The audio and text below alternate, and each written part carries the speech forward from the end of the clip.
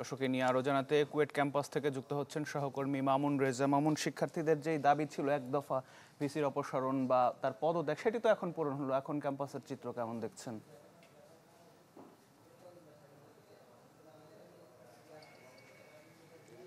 আতিক, খুলনা প্রকৌশল ও প্রযুক্তি বিশ্ববিদ্যালয় প্রায় 2 মাস ধরে উত্তাল থাকার পর আজ পুরোপুরি শান্ত।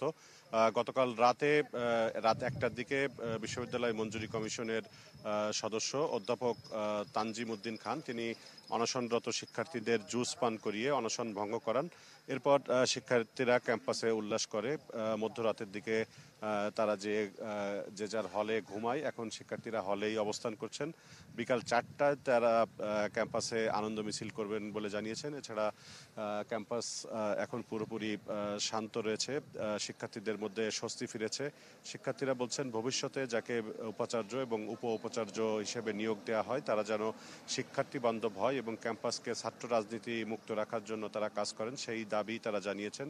আর কুয়েটের ছাত্র কল্যাণ পরিচালক অধ্যাপক ডক্টর আবদুল্লাহ আক্তার ইলিয়াস তিনি জানিয়েছেন যে ক্যাম্পাসের নিরাপত্তা ব্যবস্থা জোরদার করা হয়েছে এবং ক্যাম্পাসের পরিস্থিতি স্বাভাবিক আছে। তবে উপ উপাচার্য অধ্যাপক ডক্টর শেখ শরীফুল আলম তিনি একটি প্রতিক্রিয়া ব্যক্ত করেছেন। তিনি বলেছেন যে তিনি কোনো দায়িত্ব পালনেরই সুযোগ পাননি ঠিকমতো, কিন্তু তারপরও তাকে যে অপসারণ করা হচ্ছে এটি পক্ষপাতমূলক বলে তিনি মনে করছেন। তিনি এই সিদ্ধান্ত বিবেচনার জন্য তিনি দাবি জানিয়েছেন। তিনি বলছেন যে তাকে তার অপসারণের জন্য শিক্ষার্থীরা দাবি জানায়নি, তারপরও কেন তাকে অপসারণ করা হচ্ছে।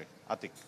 জি মামুন, অনেক ধন্যবাদ যুক্ত হবার জন্য। কুয়েট ক্যাম্পাস থেকে জানাচ্ছিলেন সহকর্মী মামুন রেজা। ইলেকট্রা রেফ্রিজারেটর, খাবার তাজা তো জীবন তাজা। ইলেকট্রা ফ্রিজের রাজা।